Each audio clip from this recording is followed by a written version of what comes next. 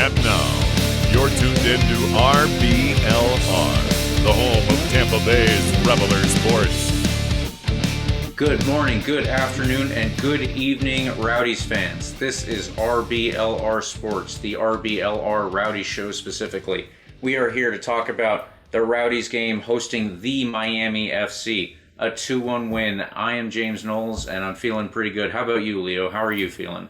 I am also sharing that same feeling with you, James. 4-0, you couldn't ask for anything better than that. Yeah, I didn't expect this start based on the schedule when it came out, but I am very pleasantly surprised that we have gotten this far.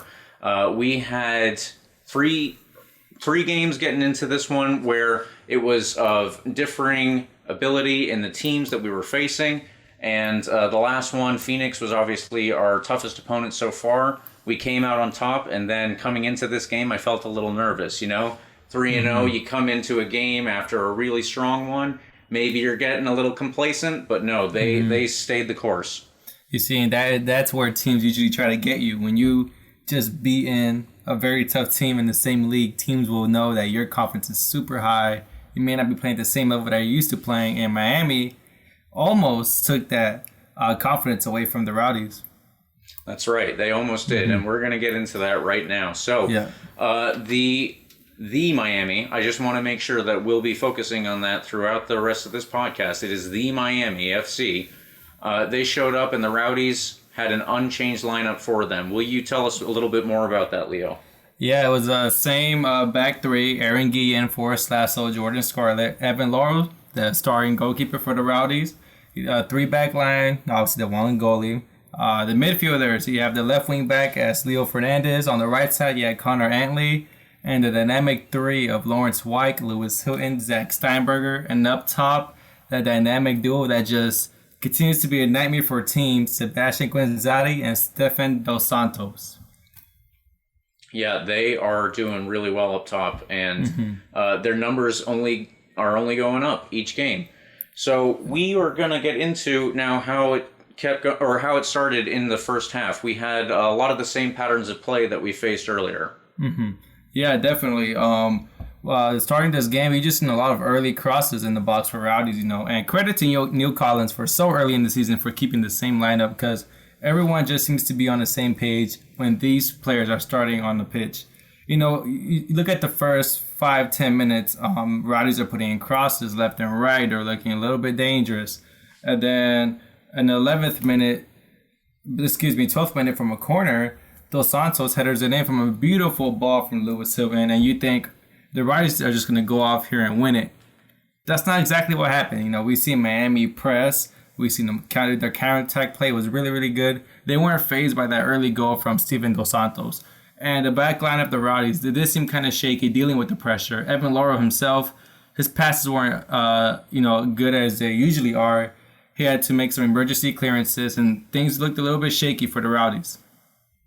Yeah, it did look shaky at times, and that was something that I brought up with Coach Neil Collins. We're going to get into that for sure. But to return to the goal really quickly, we are just doing really well over the course of this season on set pieces. So it originally started from a great ball from Jordan Scarlett out of the back. He found Steinberger, who tried to play it in, and it bobbled around a little bit. That led to our corner. So once we got out on the corner, Lewis Hilton lined it up, and this is something that he's been doing so far all season. We're only 4 games in, but you can have a pretty good track record, apparently, in 4 games. He has been fantastic, and this is another thing that Neil Collins talked about. He said that that Lewis Hilton has been fantastic in training. He's been working really hard, and he's just getting reward for all of that hard work, he told me, and it paid off here because he's got another set piece assist that came in when he found Steven Dos Santos' head. Yeah, and I just want to touch more on that. You could go back to week 2 when Lewis Hilton first came into the lineup. Every single corner kick that they've had, he's been targeting Dos Santos on almost every single one. Whether it's a corner kick or a free kick outside the box. Lewis Hilton, every time he takes that set piece, he's been targeting Dos Santos. And we've seen last week against Phoenix Rising when he crossed the header in, yes, Forrest Lasso headed it down, and Dos Santos was there for the rebound, but he put it in an area where he knew Dos Santos would be at. And this is just another example of Lewis Hilton is looking for that big, tall Dos Santos to put the ball in the back of the net. Yeah, and I'll be honest, I don't know what Miami, the FC's defense, was doing there. They were a little lost. Left him alone, and that's to their own peril. Yeah, and I was always taught as since I first started playing soccer, they don't really do this as much in pro soccer, but you always have someone, if you're defending a corner kick, you always have someone in the front post and the back post. Usually nowadays you see only one person either on the front or back post. But I think Miami had theirs in the front post, I believe. But there's a reason why you have two of them. If someone was on the back post for Miami, they would have cleared it. But they got punished for not doing so. Yeah, that was another area that they ultimately got themselves punished on the field. But as the game moved on, it was not so clear and cut for the Rowdies' attack. It got a little more dicey, in fact. Yeah, it's very, very dicey. You know, we thought, like I said, the Rowdies were going to go on and, you know, basically put this game to bed early. Continue off that confidence, that momentum that they built off through last week's victory against Phoenix Rising. However, the momentum shifted and Miami looked to become the team that was more likely to get the next goal. That, like I said, the high press, the counterattack play. They were not scared of playing against the Rowdies. And honestly, Miami deserved that goal. You know, they were putting the Rowdies on the back foot, and it was just a lovely counterattacking play. Obviously, the shot deflected off the shot for the goal for Miami. It deflected off Aaron Guillen's foot, and fortunately took an unlucky deflection and went right over Evan Laurel's body. And there was nothing neither of them could do about it. It was just a really good goal, and deservingly from Miami, the Miami FC. Yeah, they definitely were working towards that goal based on the pressing game that they had tried to instill in mostly the midfield. But the one thing that I would say ahead of that, you know, once it gets to the point that Billy Forbes, who scored it, takes the shot, you can't really do anything. But beforehand, I would say Aaron Guillen did get bullied off the ball just a little bit. And maybe that's something that he needs to make sure that he's got some better positioning or is just a little stronger in future. Otherwise, you know, that's just unfortunate. It was a big looping ball over Evan Laurel's head. As you said, there's really nothing that you can do when it takes like a parabola shape back from high school math, you know? Yeah, and throughout that first half, you know, Lawrence White, who's been phenomenal so far for the Rowdies, he's been dispossessed easily. Him and Lewis Hilton in that first half, they couldn't get their passes on point. They received the ball and automatically they had a player from the Miami FC pressure them right away. Leo Fernandez was kept quiet for the majority of the first half. You know, although he did almost put the Rowdies back on top immediately after the Miami goal. That's really the only time I've ever seen him do anything. You know, in terms of doing his defensive duties, he wasn't really there to help out Aaron Guillen. He was just being ghosted throughout most of the first half. Yeah, it didn't look like it was their best game as a cohesive unit, I would say.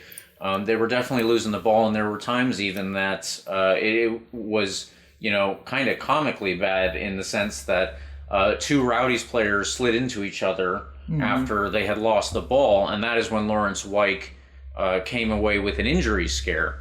You know, in the end, he kept playing, and he was subbed off later in the match, but I would say that, you know, the play that led up to him having to make a last-ditch tackle to try to block a shot that ultimately led to his possible injury, that is where we need to sharpen it up a little bit. And maybe, as we said, this could be a little bit of a game against Phoenix hangover, so to speak. Yeah. But, you know, it's not going to be every week that you're 100% sharp, and it's not going to be every week that you're coming off a game that is the biggest rival in the league at the moment. But, yeah, it's just something to think about when you see how the press that Miami used, that Miami FC used, they definitely put it to good effect.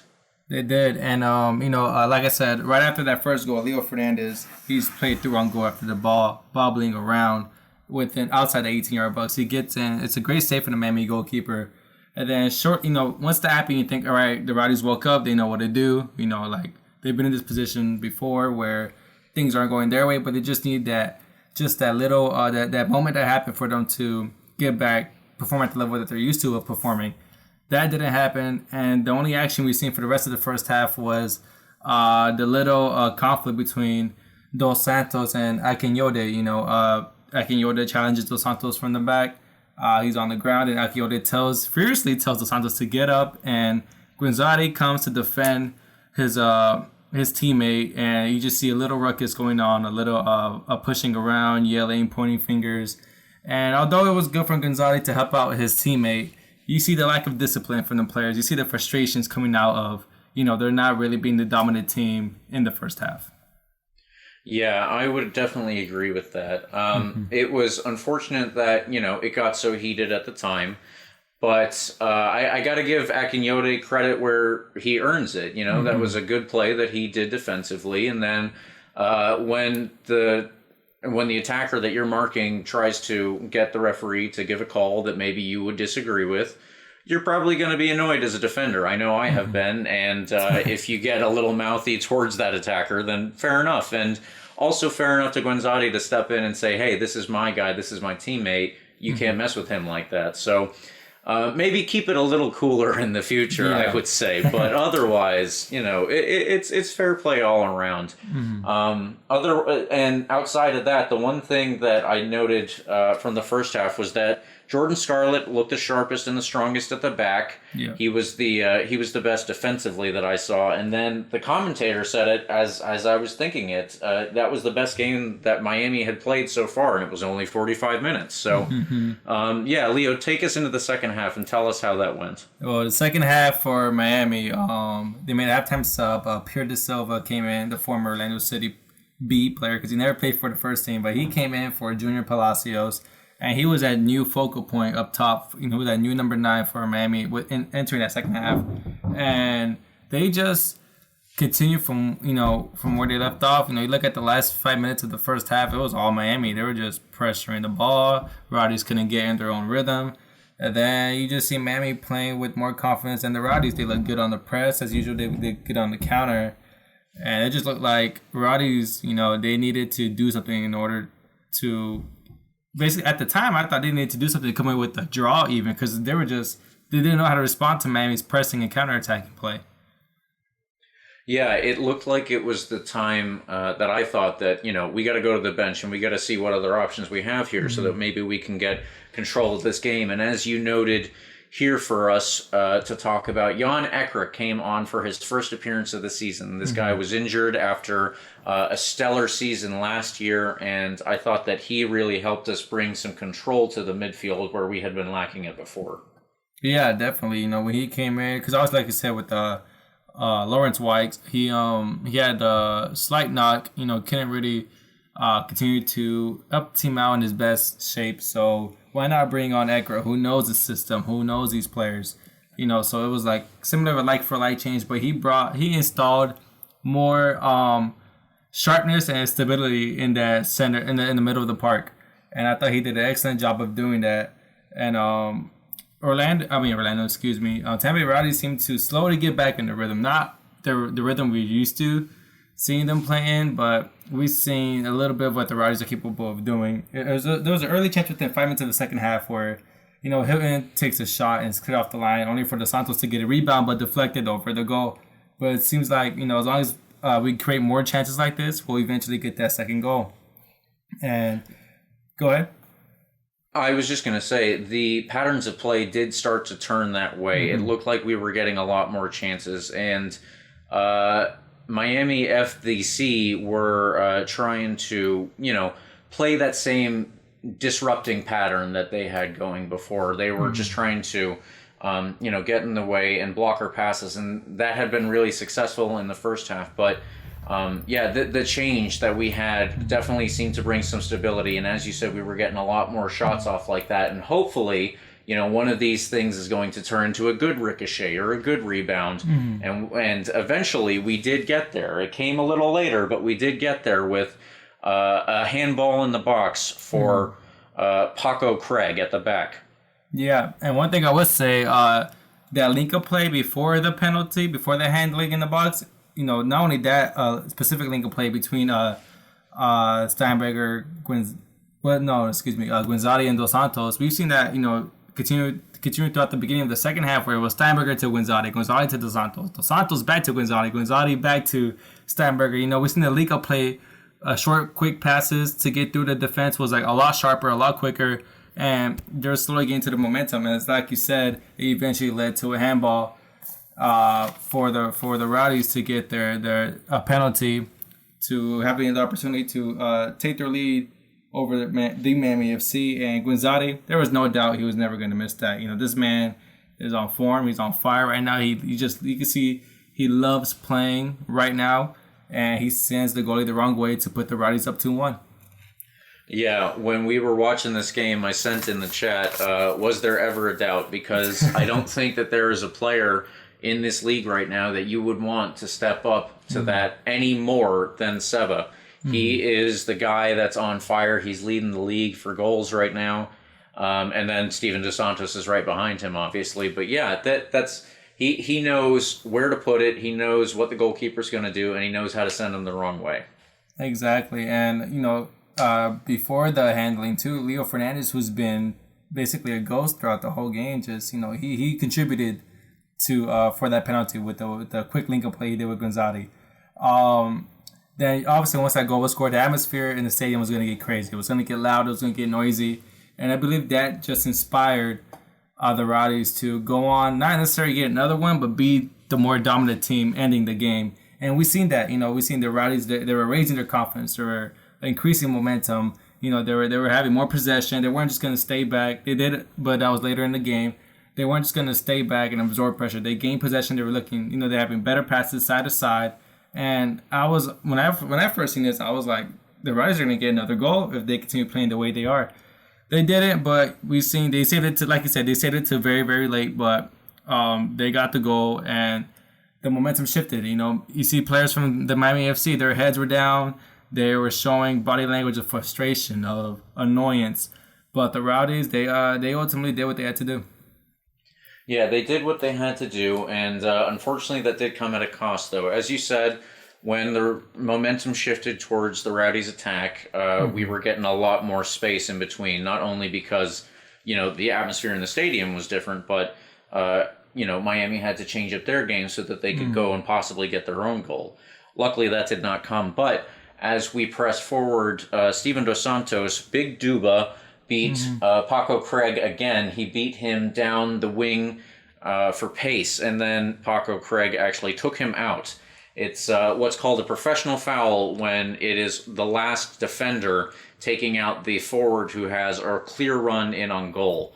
And he was lucky, I thought, to get a yellow, Paco Craig, but that's ultimately all he got. And unfortunately, for all our troubles, Steven Dos Santos might have an injury. So we don't have any updates on that right now. Hopefully there will be one before the next game. But, that's where we were. And then based off of that free kick, it moved forward to Jordan Adebayo-Smith, who came on and then should have scored right off of that play. But, yeah, like you said, I thought that there was going to be a second goal out of it, too, based on how everything was going.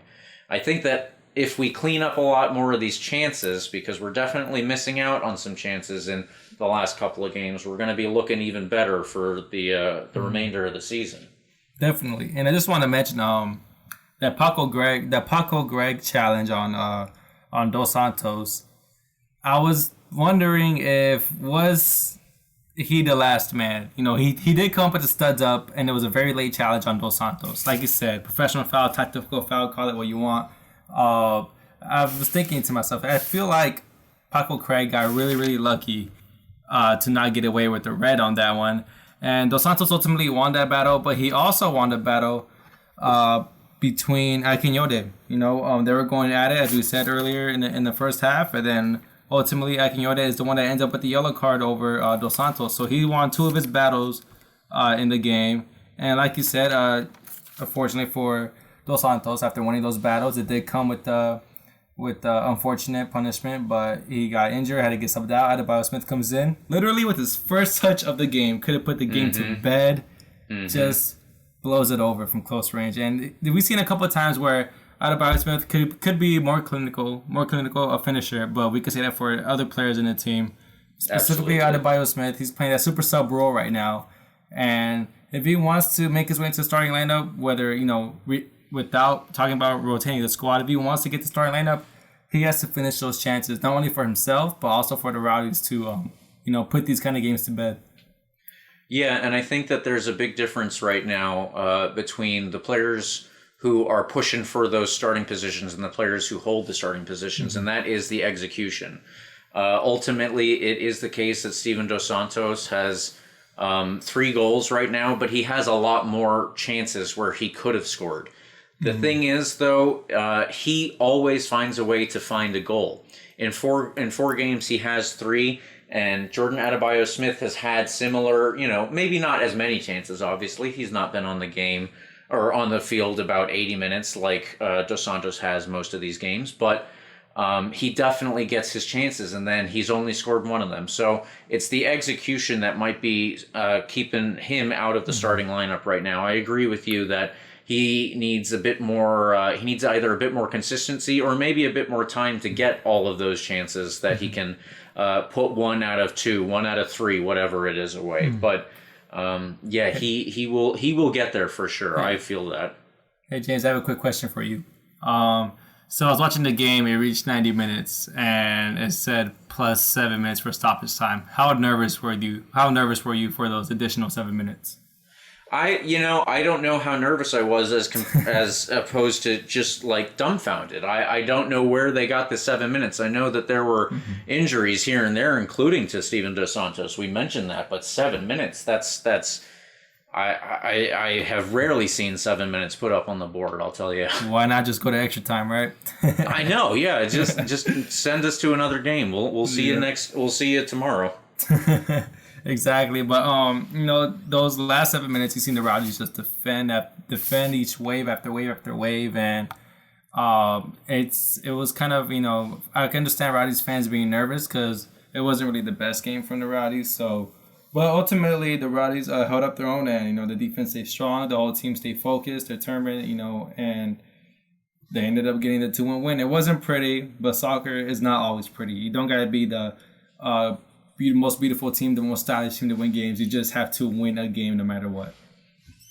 Yeah, and as you said, luckily they did. Their defense was strong enough in the end to hold them off, even if there were some dicey moments. I think that, like it was in the first half, Jordan Scarlett was the rock. That title seems to get passed around between 1, 2, 3, and 4 people on the back 3, and then Evan Loro in net. Each one of them takes it each new week. But this week I also thought they had a lot of help from Lewis Hilton in front of them. Last week, Lewis Hilton was massive. I said that Aaron Guillen was the player of the game against Phoenix, but Lewis Hilton was right there. And this week I think that Lewis Hilton was just the one that was even possibly above the defense, who said, I got to get myself involved in every play. And even if that means, sometimes he gave the ball away going forward, it meant that if he did that, he was running as hard as he could to get back and pressure the people who were attacking our defense. You speak highly of Lewis Hilton, and I have to agree with you, James. He did play a really, really good game. One of the few Rowdies who, although he did get a caution and he let go of some passes, was pressured off the ball. He ultimately kept his head high and did his job of protecting the back line and also delivering, good balls such as the corner, or if it's open play, delivering the right through balls, the right passes out wide. So I want to ask you this, James. Who was your man of the match for the Rowdies?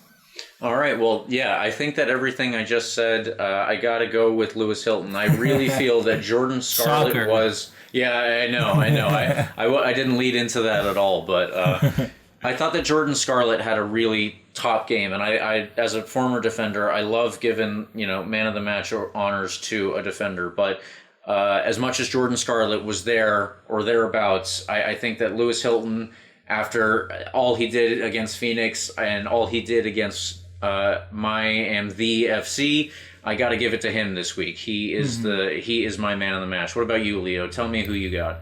As much as I love defenders, I feel like defenders are very underrated. They don't really, when you buy a jersey, you tend to buy an attacking player, not really a defensive player. But I'm leaning towards the attacking side, and I'm giving it to Steven Dos Santos once again. He gave us the goal, and he was the reason why we got the penalty. He's the one that gave that pass for the handling of the Miami FC defender. So I had to give it to Steven Dos Santos again. All right, well, that's understandable. He's had a good game. So that will take us into the post-game press conference. Not too much to talk about here. It was, I just had a quick question amongst, the injury update where Neil Collins said they didn't have anything there. It was only 30 minutes after the game, not too much to work with. But I asked him what he thought about how the game went in terms of the Rowdies' passing. I thought that our passing wasn't particularly good, and he caught me up because I asked him, between the first half and the second half, it didn't seem as though we were at the top of our game, getting into moving forward with the ball and actually carrying it between players. And he asked me if I meant the first or the second half, and I said the second half just then. But he said that it was more the first half he thought that he was having that problem. So we actually didn't get into what my real question was, which was, was that down to the way Miami played, or was that possibly down to the way the Rowdies players had approached the game? And unfortunately, he seems to be pretty good at that coach speak, if you know what I mean. But just dodging every single question that they're asked, right? he's not the worst at doing that. I'll leave it there. But yeah, so that was mostly what we got out of the press conference, and then the only other thing that we talked about were the upcoming games, and we'll get into that a little bit later. But I want to ask you, James, do you think the disjointing passing was because of the way the players approached the game, or the way Miami was playing throughout the game? So it can be one of those things, I guess, where it's not just one or the other. I would say that this comes down a little bit to both. Like we've talked about and touched on throughout this podcast so far, it really comes down to the way that the Rowdies played out of the back, but then it also comes down to the way that Miami approached that pressing. So, we were having trouble with our passing, definitely in the first half, as Coach Collins noted for me. But there were a lot of sloppy giveaways, I felt, and there were a lot of times that we should have kept the ball, and it was just cheap giveaways. But the other thing is, you don't just make cheap giveaways when you're not under pressure. Miami was very, very strong in their pressure. They were quick to put somebody under pressure and make sure that they were covering all of their outlets, and make sure that they were, cutting off all of the angles that could have provided any chance to get out of that pressure. I have to say that, I don't know that I am tactical enough to put it down to more so, it was Bolu Akinyode who was putting pressure on our defenders, or on our midfielders, more than it was Lewis Hilton taking a step too slow to get a pass off, let's say. But I definitely noticed that, it went a lot of both ways, and contributing factors on both sides. What about you? Tell me what you thought. I think it was, like you said, you can make an argument for both. What I mainly think is how the Rowdies approached this game. Because we talk about previous seasons, the Miami FC weren't always the best team around, and Rowdies coming out of that 2-1 victory, you see some of the, I guess, sloppiness of their passing. Specifically from the back, and weren't as efficient, as quick, as accurate. So I would say you can make a case for that side, and you can also make a case for, the attacking players for the Miami FC. They just, they look like they were engines. They just did not stop running, and it just, made it very uncomfortable for the Rowdies. So like you said, you can make a case for both. Ultimately, I would think it's the press from Miami that led to the Rowdies not getting in the rhythm that they're usually playing in, which is kind of a worry, because other teams who, once other teams review footage or review film from the Rowdies, they can see this as a blueprint, as a way to, to answer the question of what's the Rowdies' kryptonite.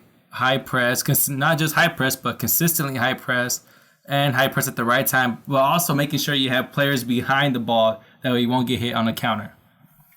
Yeah, exactly. I think that's something that we will have to think about moving forward. But Neil Collins is a smart coach, as his answers to questions will give away. But I think that he will have a plan for trying to avoid teams that will look at this game and say, okay, well, we need to attack this player at that time and make sure we cut off these angles and so on and so forth. I think that one big thing that I left this game with, there's an old truism in soccer that is good teams find a way to win even when they're not at their best. And that really was how I felt after this game. They are a good team in this league, the Rowdies. And, Miami, the FC, might be one of the teams that are going to be a good rival for us, but they're not going to be one of the best teams that we face. If we can come away beating them, even when we're not playing at 100%, then that's a good mark, because when we are playing at 100%, that means that when we play this team again, it's not going to look so good for them in the future. I would agree with that. The Rowdies weren't at 100%. The Miami FC did look like they were at their 100%. For the Rowdies, I would say 60-70% they were, good. And if that's good enough to come up with the ugly 2-1 win, just imagine when, like you said, they were 100%. I'm taking the Rowdies any day. Exactly. And that's what you want as a fan. That's what we all want to see. Yeah. So overall from this game, it was a tough game. Like I said, the Rowdies, they had to play hard. It wasn't easy. It wasn't pretty, but ultimately they got the win, and that's what matters. Winning. If you win 8-0, you get 3 points. If you win 2-1, you get 3 points. There's no reward for winning against a team by however many goals. So although they weren't dominant as usual, and they didn't, even though they weren't dominant, they still had more possession. I believe that ultimately came down to the ending of that second half, where they were just moving the ball around back and forth, making sure Miami did not have the chance to have the ball or create anything dangerous. But another thing I would say is that the Miami FC, I believe this season, they're a completely different team, James. Yeah, absolutely. As much as we like to rag on Miami FC, we will continue to do so, obviously. But they're gonna look better than even this game. They're gonna have tougher games against us moving forward too, just like we will for them. They have some good players in there. Bolu Akinyode we've highlighted. Speedy Williams is someone that we haven't mentioned today, but we mentioned in the preview, and I thought that he was equally very strong in the pressing game that Miami used in their midfield. And up top, they might be lacking some finishers, I would say, but they certainly don't lack people who are going to run and run and run all day. We've seen that from Lewis Hilton and Lawrence White, and that was their whole attack, the whole game, I felt. I agree. Yeah, I believe that in order for them to take it up a level, not that I'm cheering for Miami or anything like that, they do need a stronger focal point, a stronger person who can keep on challenging defenders. And, from what we've seen from Miami on Saturday night, well, at least I'm excited to play them again, because this looks like a real rivalry. It had teams going for the win.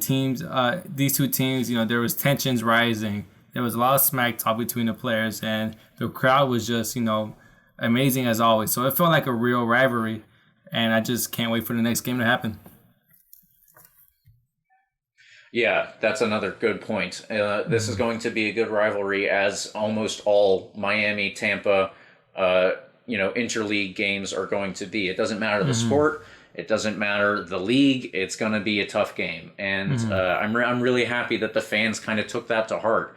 It's something to note also that this was still not full capacity. This was still a game that was COVID impacted, and we'll get back to that point in later on in this podcast. But the fans were really excited, and they were really hyped. They wanted to send this Miami team back to their stadium, feeling upset and feeling riled up. And I think that between our fans and the players who are out there doing the most to actually get that result, that's gonna do exactly what we want. It's gonna make them mad, and it's gonna send them home on the bus. They're gonna have a tough ride back. Yeah, I wanna add on to the overall play from the Rowdies. The wingers, specifically Fernandez and Antley, didn't look as sharp or impactful as they usually are given any other game. And on the bright side, though, Dos Santos and Guizzati continue to be a handful for defenders. Would you agree with that, James? Yeah, absolutely. I think that Miami, the FC, they were covering themselves on the wing pretty well. I think that Leo Fernandez and Connor Antley, as you said, were a little quieter than we have seen them in the last couple of games. Mm-hmm. And, fair play to them for doing well to actually shut down our wings. But between their defensive work and then the defense of the back three that we have, and the attacking work that Dos Santos and Guizzati will always put in, it was enough to make up for it. We have Guizzati on 4 goals, Dos Santos on 3 goals, and that's just top of the league, actually, is what it is. But you really can't ask for too much more out of these attackers, because if your focal point for any attack has to shift, then you want to at least have somebody who's going to put the opposing team's defense on their toes and give them something to think about. You can't let them have an easy game. And Dos Santos and Guizzati never let a team settle. They never let them calm down, and that's what you can do even if you're having a rough game where you can't really connect on passes. You can at least make the defense work. Exactly. And, it's hard. Guizzati alone, it's hard to cover him. A player like Guizzati, the way he runs it behind, how mobile he is, the quickness he has, it's hard for a defender to, keep on marking Guizzati throughout the game. But when you bring in an additional striker like Dos Santos, who has those qualities and even more, you're just in for a very long night. And ultimately, that's what seemed to crumble down the Miami FC. And another thing I want to mention, like you said earlier, the defense stayed strong. They really did. Besides that unlucky deflection, I thought they stayed strong. A little bit shaky in the first half, specifically Aaron Guillen. But like you said, Jordan Scarlett played really, really great. Forrest Lasso's making tackles you usually see, where he wins the balls, not afraid to go in the air and on the ground. And Aaron Guillen, towards the end, he kept his ground, and ultimately all 3 defenders, including the goalkeeper Evan Laurel, they played a great game. Yeah, they did play a great game. Ultimately, the same thing that I was talking about for our attackers, keeping their defense busy. Their attackers kept our defense busy, and we still kept it strong at the back and only limited them to the 1 goal. That's something that's really impactful in a game like this, where it comes down to some mistake, like a handball in the box or what have you. But to get back to that person who won the handball in the box, Steven Dos Santos left with an injury, and that is obviously concerning. What we gotta think about moving forward is how that could possibly impact the team. Either he will be able to come right back into the game. That's what we're all hoping for. We do have a little bit of a break in between this game and the next one for the Rowdies, so that obviously gives us a little bit of an advantage in that area. But the other thing is you got to have a lot of options off the bench, and I think that Neil Collins has been stockpiling himself for just such an event, luckily. Definitely, yeah. And we mentioned earlier, Adebayo Smith, this might be his opportunity to come start. Or we have players like Juan Tejada, Lucky Mkwasana, who have yet to make an appearance this season, but what if during that time Dos Santos is gone, they become fit and they get the opportunity to, show why they belong in the starting 11. So like you said, Neil Collins is just filled with, so many players, so much depth in every single position. And if Dos Santos is out, although we don't know if the players coming in for him, depending if it's a serious injury or not, we don't know if these players will make the same impact he does, but we know that there's the promise, potential, and quality from these players to deliver when asked to. Yeah, and another example of this strategy that Neil has used to, make sure that he's covered all his bases, depending on injuries or the need to rotate players or whatever the case may be. As we said, Jan Ecker came back today, and that means a lot for the Rowdies at this point because Lewis Hilton and Lawrence Weick have so far been bearing the brunt of the schedule. Lawrence Weick might have a little bit of an injury himself. That remains to be seen. He did come off after playing a little while longer from the time that we thought he was injured, so I'm not too worried about him as compared to Duba, but I would like to say that it is something that you have to think about. It's something that might hurt more the next day, as I'm sure most athletes can tell you they've experienced, but it's something that's really good to have Jan Ecker back because it's not just the fact that he's a good player and had a great season last year. All of these players offer different things, and they can all come into use against different teams. Some teams might, have a harder time facing the long balls that Jordan Doherty was really good at playing last year. And he was sitting on the bench the whole time, too. So between Weick and Hilton and Ekra and Doherty, I think that we have a lot of people who can fill a lot of different positional needs. And the other thing that we're going to need positionally, obviously, is somebody to step in if somebody's out injured. So, that's just really good to see him back and have Doherty on the bench the whole while. That I think that's really boding well for these next two games that we got.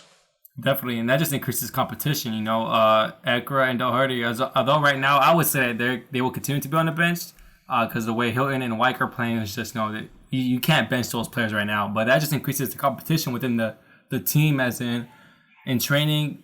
I got to do this better than Lewis Hilton. I got to do this better than Lawrence Weick so I could get on the starting 11, and that just makes every single player better. Although we're talking about the middle of the park positions, the same thing goes for the strikers, the wing backs, center backs, even the goalkeepers. Eros Arena is still waiting for his chance, but he is. The way Evan Laurel's performing, you just can't sit him out, and it just increases competition, which means the Rowdies will only get better. But I want to go back to the game really quick. James, do you believe this will continue, this rivalry game between the Miami FC and Tampa Bay? Do you think it will continue to stay competitive for seasons to come compared to in previous seasons where, of how poor Miami has been? Well, I gotta hope that there is some stability with a Miami franchise at this league. It's unfortunately the case that we have seen team owners come and go at this level. And in the previous league that the Rowdies were in back in 2010. So, there are multiple iterations of teams in Miami. There were the old rivalry that we had in the 70s with Fort Lauderdale Strikers. Right now, there isn't a team in Fort Lauderdale. That's just where Miami, the MLS team, that's where their reserve team is based. So what I'm really hoping for is, if we want this to be something that's long-term, I think that the Rowdies have some pretty stable ownership right now. They certainly have a lot of good things going for them between the fan base, a great stadium at Al Lang, and a good home base in St. Pete itself. I think that Miami is just a more volatile situation for, the track record that we have seen. So if the Miami FC can hold it together and, really show that they mean business, start bringing in some people who will give this team a long-term future, then this is going to be a good rivalry. And hopefully it'll be something like we had with the Fort Lauderdale Strikers back in the past. And while we're talking about the past, I've seen floating around on the social media atmosphere that this is the first time since back in the 70s that we had a 4-0 start. So, Leo, I got to ask you, what do you think this means for the team that we have done this for the first time in such a long time? I think it just adds to the to saying that Tampa is a city of champions. We talk about the Bucks winning the first Super Bowl since 2002. But this moment for the Rowdies has been way longer than just a decade. It's been, you could say, a few decades for the Rowdies. So I think for this team and for the fan base itself means a lot. They've to remain a football club for that long itself it's astonishing, and to reach that milestone that they did now, then the first time they did it back in the 70s, is something that the fans should be really, really proud of. And it's not a fluke. The Rowdies deserve to be 4-0. They're playing great soccer. Neil Collins is getting the best out of the players, but he also Neil Collins. I think another reason why this is very special for the fan base and the club is because Neil Collins, he understands where the fans are coming from. He he wants to be part of the community of St. Pete, of the Tampa area. He understands his surroundings. So when you have all that just mushed into one, this is what you get. You're gonna make history with this team, great history, and to be 4-0 for the first time since the '70s, I think it's a really, really proud moment for all of Rowdies, all of Rowdies fans, and all of Rowdies family. Yeah, I couldn't have said that better. But to follow up now, I have another question here for you. If that is the case, and if we are supposed to be champions, I guess that means that the Rowdies are the team to beat in USL. Is that what you're saying? I would say that, yes. And the reason why I say yes is because before the game kicked off, we seen the Miami FC players just walking around, walking on the pitch at All Link Stadium. They were just walking around, just, absorbing the moment in. And, in their heads, they're like, we have to win this game, So when you do that, you're basically, although the Miami FC did it, other teams are going to come into this game even building off more confidence, knowing they want to be the first team to give the Rowdies, the first loss of the season. And although it's, flying high for the Rowdies, they're playing great soccer. They're, everyone's clicking on the Miami FC and other teams to come up against the Rowdies. They're going to have that extra motivation of, let's be the first team to beat the Rowdies. Let's be the first team to kill their confidence. And unfortunately, when you're at the top, everyone coming up wants to bring you back down. So that's the case for the Rowdies. That's why I say they're the team to beat in the USL. All right, I like that. That's a good way to look at it. Yeah, Miami FC will not be the first team to beat us. To beat us this season. And as you said, everybody's going to be looking to do that. But right now, I wanted to ask you, while we are looking at all of these great situations going on the field, we're looking at a really good lineup and we're looking at really good backups. Do you see that we have any unsung heroes? There are people who show up on the stats a lot more than others. There might be goals, for instance, where we have Seba on 4 and Steven Dos Santos, Big Duba on 3. We have Lewis Hilton, who is really doing well when it comes to his interceptions and duels won. He had 2 in this game, but he had, I believe, 4 in the game before against Phoenix. That's something that you can measure. So if we can't, get every single action that a player takes on the field measured, then maybe there are some unsung heroes that the fans aren't immediately pointing to when they say, this is who's doing what, this is who's playing well for the Rowdies. Exactly. I just want to add on, when you go to an app or something like that, you look up stats, the first thing you're going to see is goals and assists. You're not going to see clearances. You're not going to see an aerial duels won. You're not going to see most passes completed, most through balls completed, most long passes completed, So for all these reasons, I would say some unsung heroes from the team, I would have to mention Lawrence White and Jordan Scarlett. Lawrence White has just been an engine ever since that first game of the season. He just made a good impression, at least to me. At least I don't know about any other Rowdies fans. I wouldn't be surprised if he also made a good impression on other Rowdies fans. But just the way he delivers the ball, the way he tracks back. We've seen it in the game against Phoenix Rising, how he tracked all the way back to prevent a goal scoring opportunity. When you have that determination to prevent a goal like that, just running your ass off to prevent a goal, that cannot go unnoticed. Unfortunately, it did a little bit, but Lawrence White has just been all over the defensive side and also the offensive side. He's been giving, although he's not the one shining, the way he plays allows for another player to shine. As in the balls he plays for Steinberger or Guenzati or Dos Santos, he's at the focal point of starting plays. As far as Jordan Scarlett, I have yet to see a defender beat him, whether it's pace, physicality. Jordan Scarlett just has everything, and it makes it very tough for opponents to get through him. And it just, these two players, they haven't really, at least in my eyes, haven't been receiving the recognition they deserve so far early in the season, but those two will be my unsung heroes. Okay, I like that. And I just want to note we have a producer's note here. I said that Lewis Hilton had only had 4 duels won in the game against Phoenix. I was wrong. He had 7. So thank you for noting that for us. But yeah, that's where we are right now. And with all of that said, we have 2 possible injuries to come up. We have teams with different playing styles coming up here.